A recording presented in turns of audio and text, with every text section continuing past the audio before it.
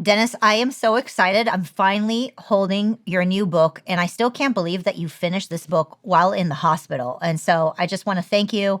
I'm sure many people are so excited and just astonished by this amazing success of yours of being able to complete yet another book during this, pretty challenging year. This is a really important book. It's called If There Is No God, The Battle Over Who Defines Good and Evil. Marissa, I have brought a lot of people to God. It's not a boast. It's either true or not true. In fact, let me tell you a little anecdote. I spoke in the Czech Republic a few years ago to a group of young people, and one of them came over to me, and the rest of the group could hear him. And he said, "Dennis, I want you to know that Ben Shapiro brought me to conservatism and you brought me to God." And everybody applauded. And I was very touched by that, that I brought a young man in the Czech Republic to God. We correctly see the dangers of the internet, but that's one of its benefits, that you could touch a person on the other side of the world. So anyway, I have rarely spoken about God's existence. I have spoken about God's necessity. And that's what this book is about. If there is no God, there is no such thing as good and evil.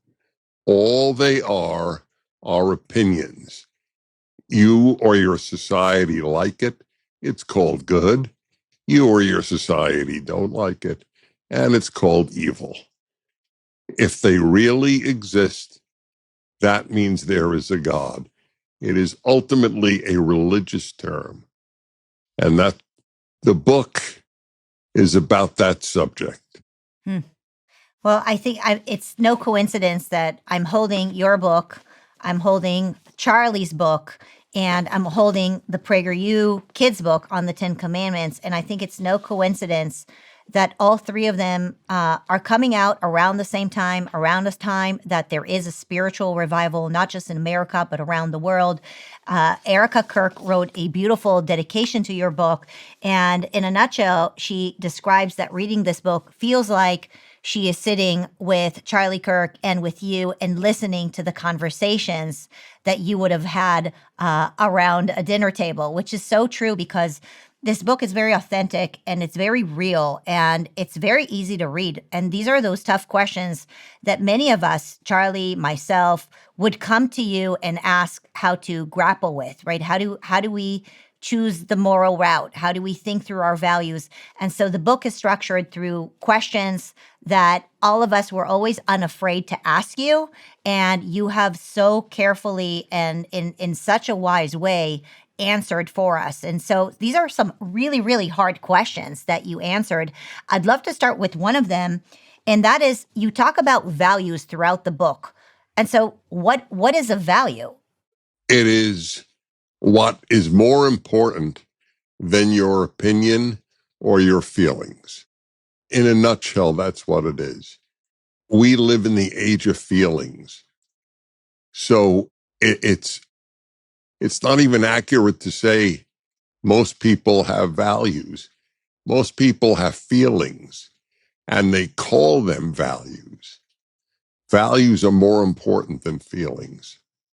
So you answer this question in the book, and I think it's a very common question. If you're not a religious person, where do you get your values from? And if you claim that you are a religious person, what does it actually mean to be a religious person? These are obviously two different questions, but I would imagine people who are listening to this are wondering, well, what if you're not religious? So a great example, Richard Dawkins is a lifelong atheist, great scientist, and the best-known atheist spokesman, Richard Dawkins. And he has now come to call himself a cultural Christian, meaning that he understands he didn't get his values from secularism.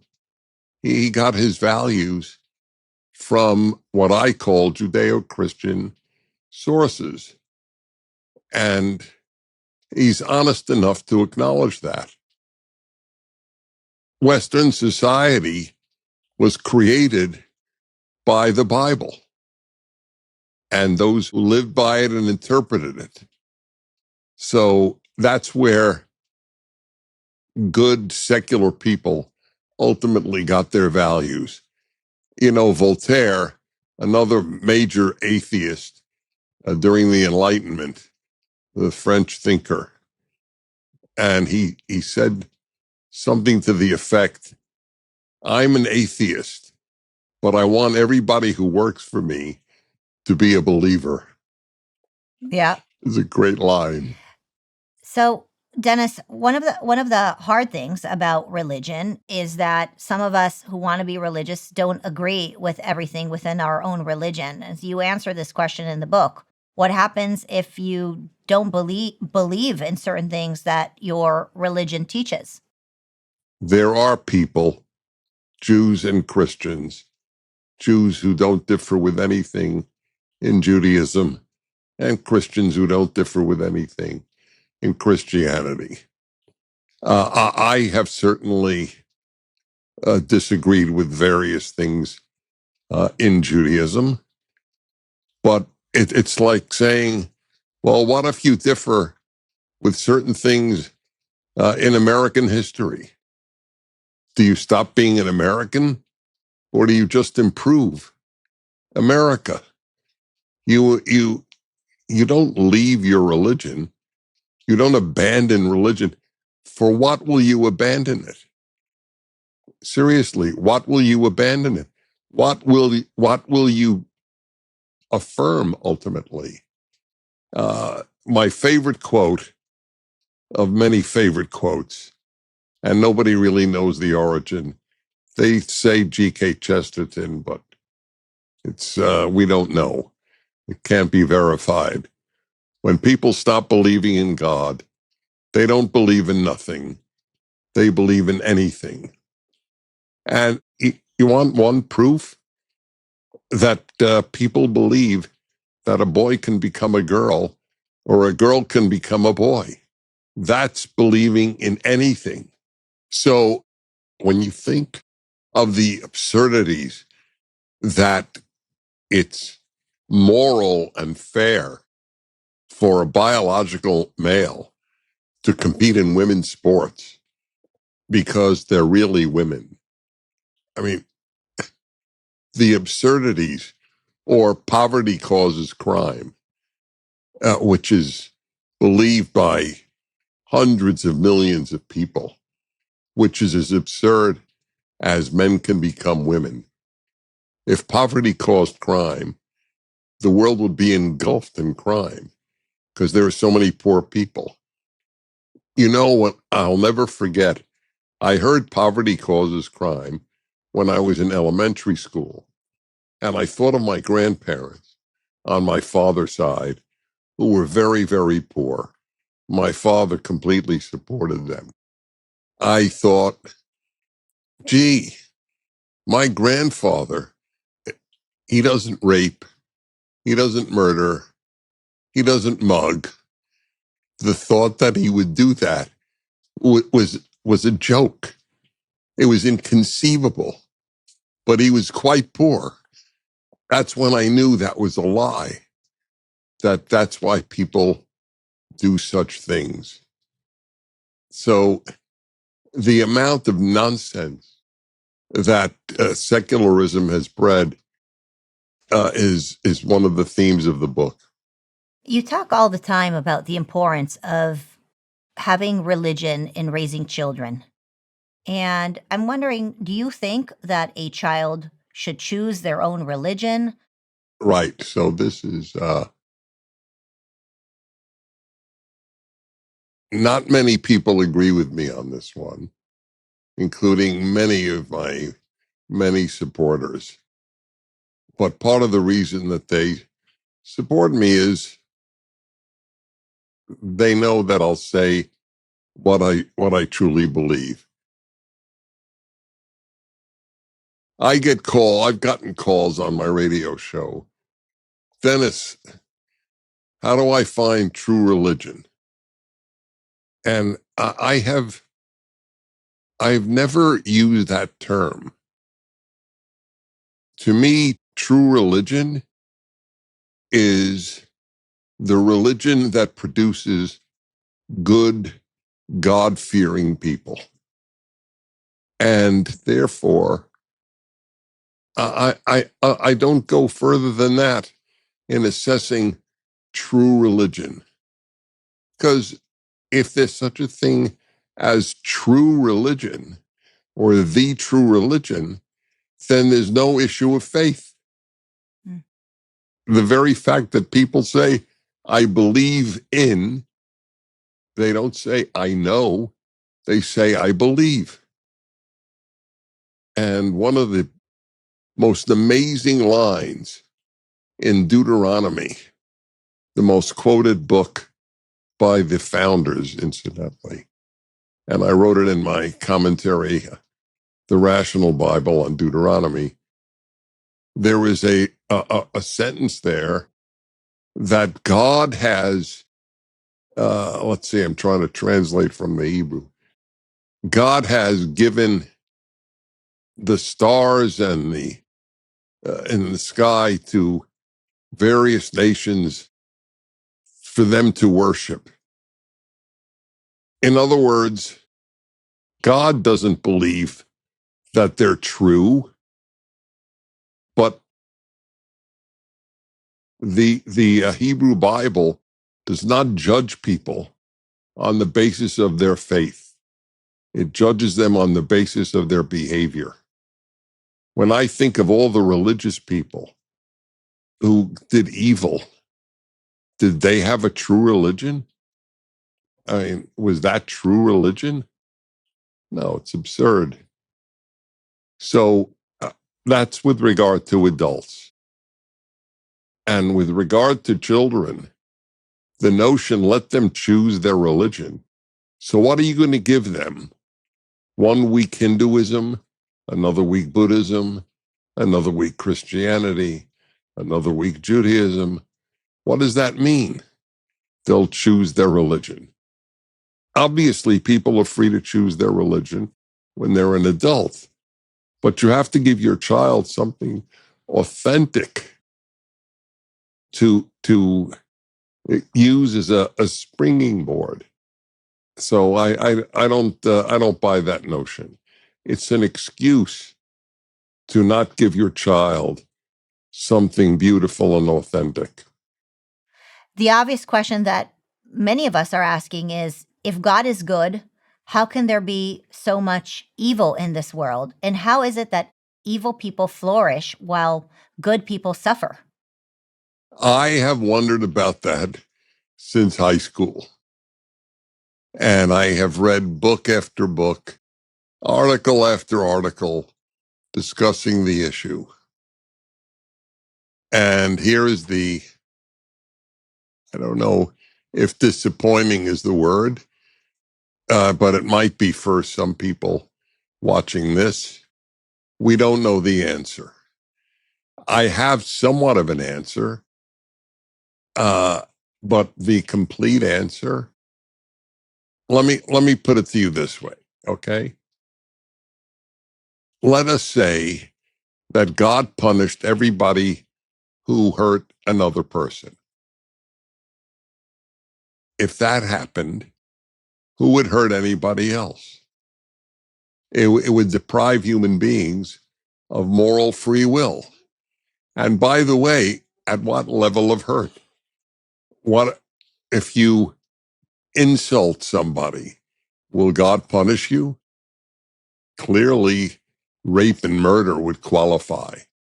But what about a holdup? And as I said, what about an insult? So for there to be free will, God can't punish everybody who does evil. and reward every good act. It would render life a little silly. So that's one factor. The other is, I have said on the air for years that belief in an afterlife keeps me sane. Knowing how much unjust suffering people have endured, the belief that there is ultimate justice in an afterlife, that has given me some peace, and it continues to do so. If there is no afterlife, then there's no answer to that question, and we're really, how shall I put it, screwed. That's some way to put it. Right. Do you think God would want all people to have the same religion? Would that be beneficial? So here I'll have to answer from within my own faith, Judaism. The dream is that, let's see, Ki beiti beit tefillah yikarei l'chol amim, that my house of prayer will be a house of prayer for all nations, but not necessarily that everyone will have the same route to God. So long as it ends up with God, maybe not everybody has to be the same religion. There are different avenues to God. So no, it's not something that I work for. I work for everybody to be what I call ethical monotheists. One God, one ethical value system. Why do you think the Sabbath is so important? Your conversation with Charlie Kirk was around the Sabbath. You write an entire chapter in your book about the Sabbath. Really, all your work on the Ten Commandments constantly emphasizes the importance of the Sabbath. This is not something that most people keep around the world. Yeah. Why do you think it's so important? Well, among other things, it's the only ritual law in the Ten Commandments. That's pretty important. It's up there with do not murder and do not steal and so on. That's how important God thought it was. In any event, why? For many reasons, which I laid out in my commentary, The Rational Bible, and which Charlie beautifully writes in his new book, unfortunately published posthumously. And what is being said with the Sabbath, you're affirming that God created the world, not chance, not Zeus, not Baal, God. The seventh day is the celebration of creation. And that, by the way, is again, it's in the Hebrew Bible. It is a sign between me and children of Israel that in 6 days I created the heavens and the earth, and on the seventh day I rested. I got a great story on that, Marissa. When I was a junior in college, I spent my year in England at the University of Leeds. And one Saturday afternoon, I took it easy, and I was lying in bed reading a book. And my roommate showed up. To my great joy, nothing against him, but it meant I had my own apartment, my own flat, as they call it, because he lived with his girlfriend. But he would come back periodically to do laundry. He sees me lying, again, fully clothed, on the top of my bed reading a book. And he goes, "Oh, Dennis, are you well?" And I go, yeah, I'm fine. Because why are you lying in bed? I go, well, it's my Sabbath and I'm resting. And he goes, Sabbath? You believe in God? And I go, yes. And he goes, what's God? And I remember thinking, this guy is studying physics. So I'm going to sound semi-literate scientifically and give him an answer. And I go, God is the only absolute in a universe of relativity. And I'll never forget his reaction. He goes, oh. So did the following weekend, did he spend the Sabbath with you? Yeah, no, not quite.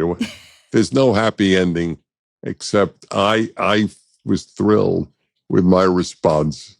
And I remember thinking, yeah, that's the purpose of the Sabbath, to remind people that God created the heavens and the earth and that they didn't create themselves.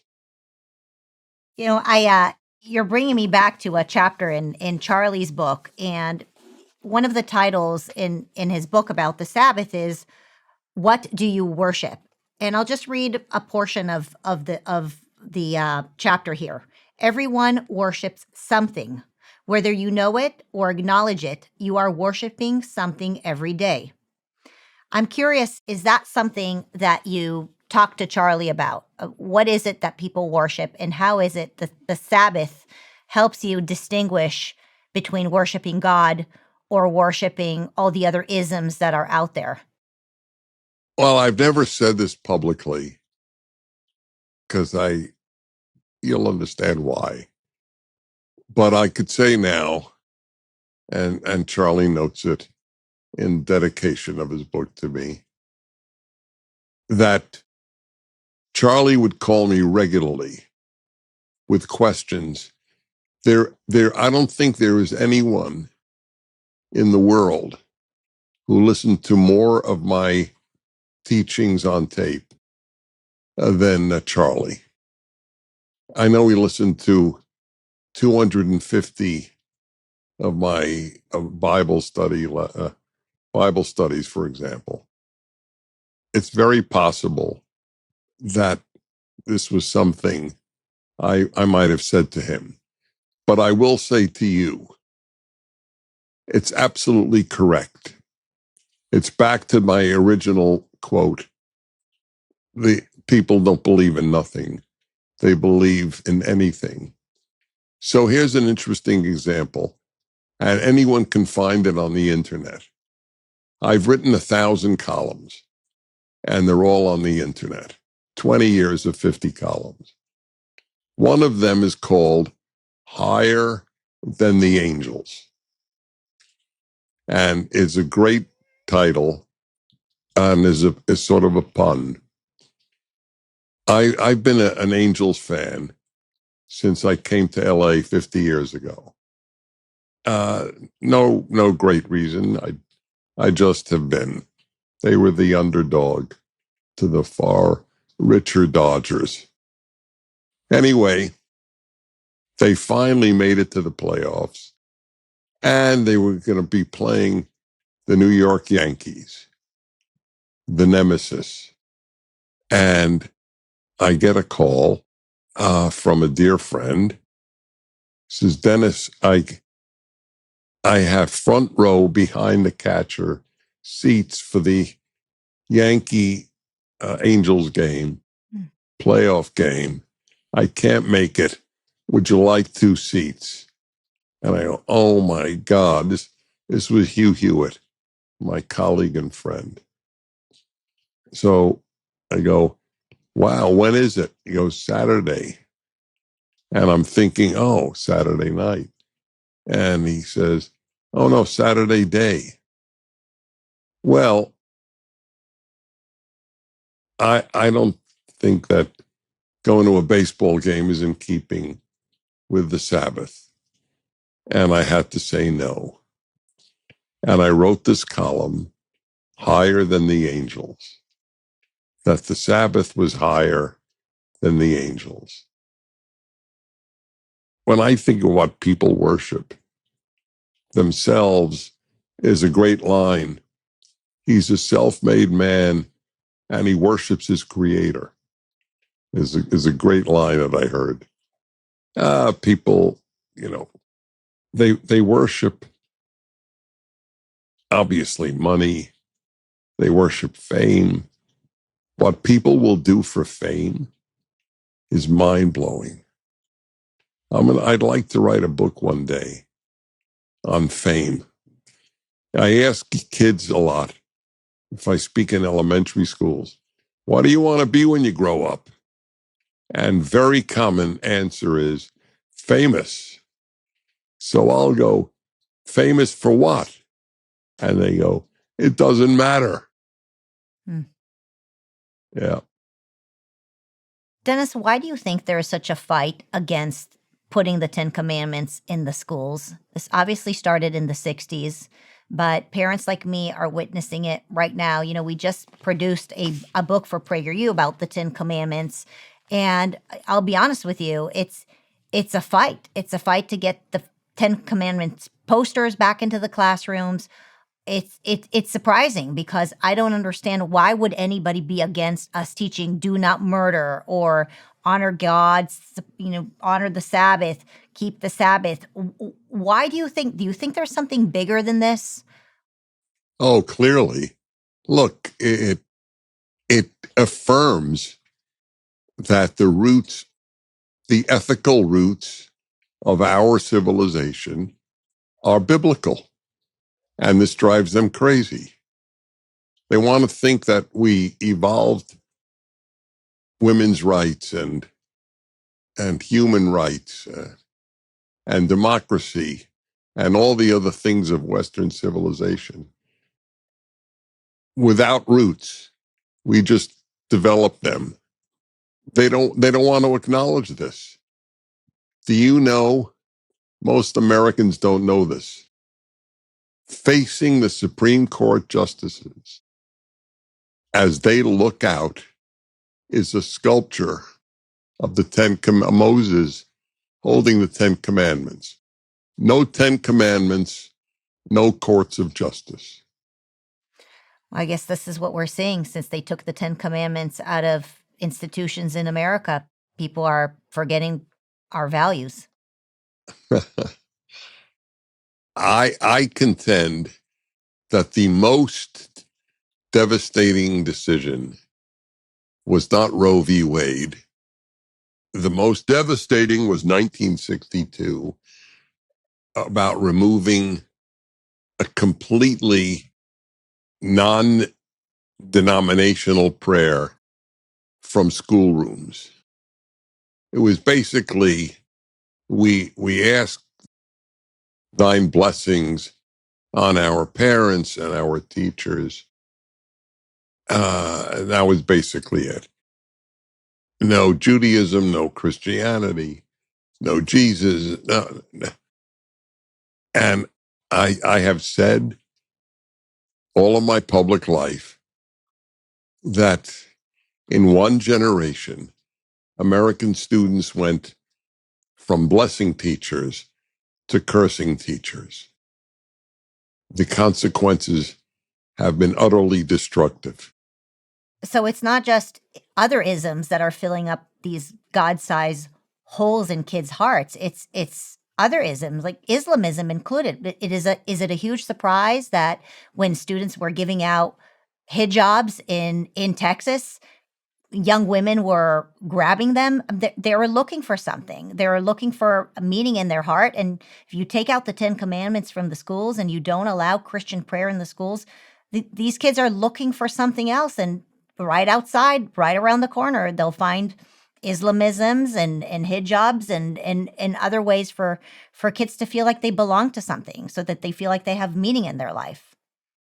I saw data on the number of churches closing in the United States and the number of mosques being built in the UK and the US, as opposed to churches It's, the most popular name in UK is Muhammad.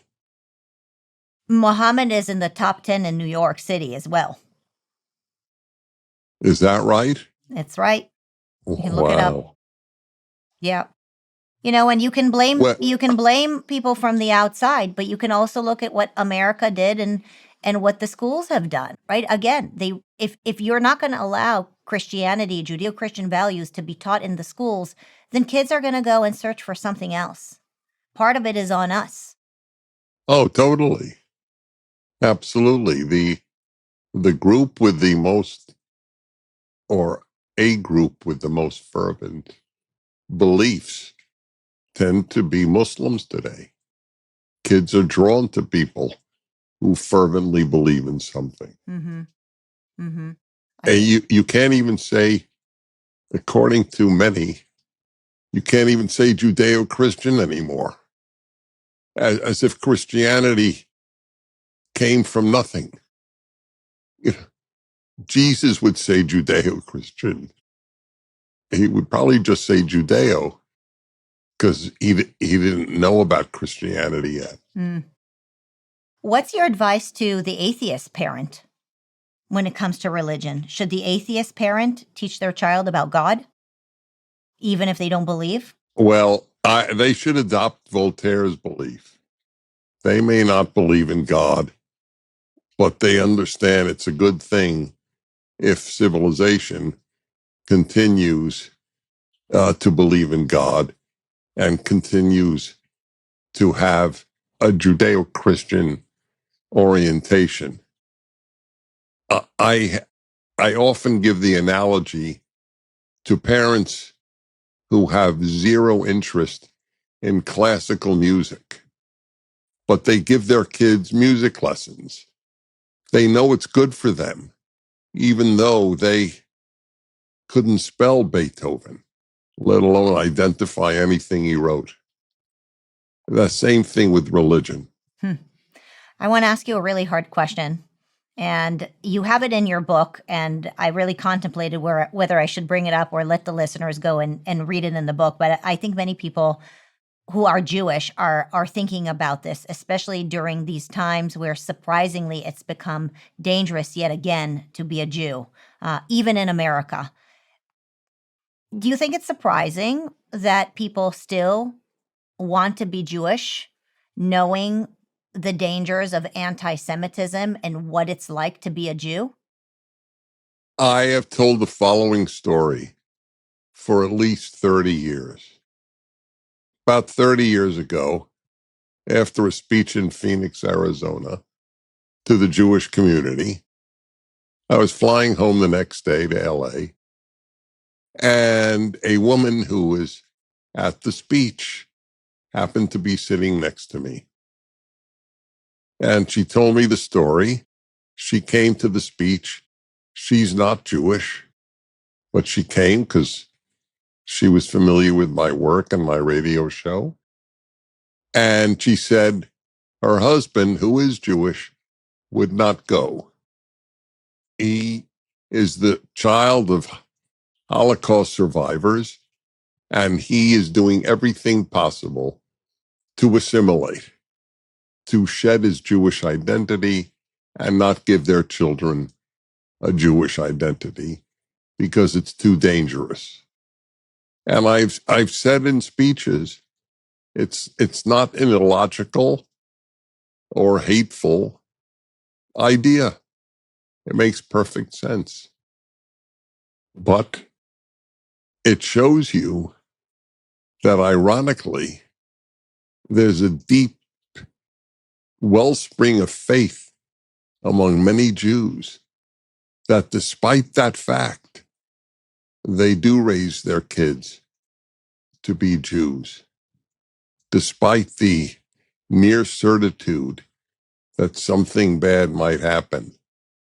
As it says in the Passover Haggadah, the Passover service written about, much of it written about nearly 2,000 years ago. In every generation, somebody arises to annihilate us, not oppress us, not enslave us, annihilate us. That's quite something. So this realization is this age old. I have to say that the belief in anti-Semitism, that Jews are this tiny, tiny group of human beings, are going to run the world, and we have to get rid of them as a result. It merely reinforces in me the truth, or better, the validity of Judaism. Dennis, I think that many Jews are realizing that anti Semitism, while we may have not seen so much of it here in the United States in the past 20, maybe 40 years, is on the rise again. And some Jews may feel like assimilating and entirely and even, losing their Jewish religion is a solution. Most Jews, I've noticed, the more the Jews have been attacked, the more Jewish they've become. There are many people who actually did not go to synagogue and did not get engaged in Jewish life and not even find any sort of curiosity about what it means to be a Jew until October 7th happened, until the attacks happened, until some folks on the right have started attacking where they feel like they're attacked from both sides. It's surprising that Jews wouldn't just say, you know what, I give up. I don't want to be Jewish anymore. Let me just, live in peace. But the more they get attacked, the more Jewish they become. Yeah, there is, as I said, a wellspring of faith that Jews are not identified with. But this is proof of it. Jews are attacked for believing they're the chosen people, which has never, ever, for a moment, meant superior to anybody else. It just meant chosen. That God chose a certain group to reveal himself to. It was the Jews who got the 10 Commandments, not the Babylonians, not the Assyrians, not the Greeks, and so on. And the Jews have a mission to spread God and his ethics to the world. So I pointed out that everybody thinks it's rational in some way to hate Jews because they believe they're chosen. But I said almost every group thinks that. The Chinese think they're the center of the universe. That's what China means. It means middle kingdom. It's the kingdom in the middle of the world. The Japanese believe that they're the land of the rising sun. They get the sun first in the world. That's why there's a sun on the Japanese flag, and so on. But nobody hates the Chinese or the Japanese for those beliefs. So they're way more numerous than the Jews. People should just ignore it, but they don't. And you know why? Because they believe it. That's why. They believe, those who hate the Jews believe that the Jews are chosen. That's right. Exactly. The oldest trick in the book in creating a populist movement was to create an inside group and an outside group. And if you're creating populist movement, the easiest group to put on the outside is the small group whose name everybody knows. And so you saw Rome going after the Jews. You saw the USSR going after the Jews. Obviously, Nazi Germany went after the Jews. Even more recently, 47 years ago, the Iranians, right? They went after the Jews. And every single one of them has failed the test. It's as if God or the universe keeps choosing the same group to put the humanity to a test, and humans keep failing at it in the effort of creating an insider group and an outsider group, and using the Jews as the outsider group to try to gain power and control. I look at everything through the lens of an educator. And so to me, it just seems like God is constantly testing humanity and humans are constantly failing at it miserably. You got it. I couldn't have said it better. I want to wrap it back into the important message in your book because the world needs a lot of healing, right? We're talking about tests that are maybe given by God, or maybe it's just the same mistakes that humans constantly make. What is your final message for those who are interested in learning more about how to live a values driven life? Read the book, If There Is No God. It's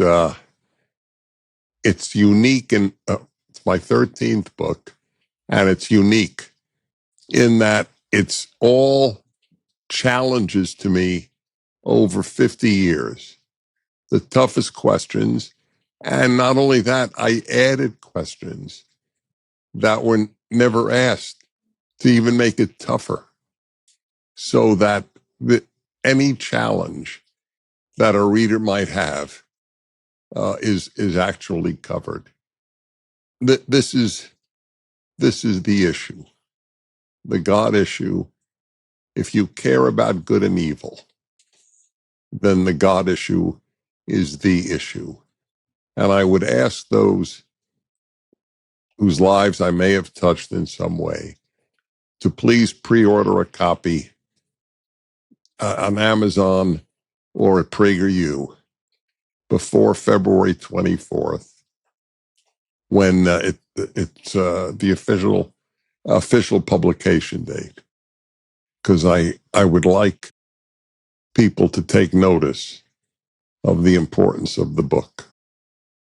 And I'll add, for those who are reading the book and want to send additional hard questions for me to ask you, Dennis, I'm sure you'll happily answer them, Right. so people can respond Yes. below or send us emails. I know you love those tough questions, and I don't have to be the only ones asking these questions. So we got the book. We have the kids' book about the 10 Commandments. We're going to get them back into those classrooms so that we can save our country. And I personally really enjoyed reading both your book and Charlie's book at the same time. So it's a really fun trio for those who are looking for something meaningful to bring into their home this year.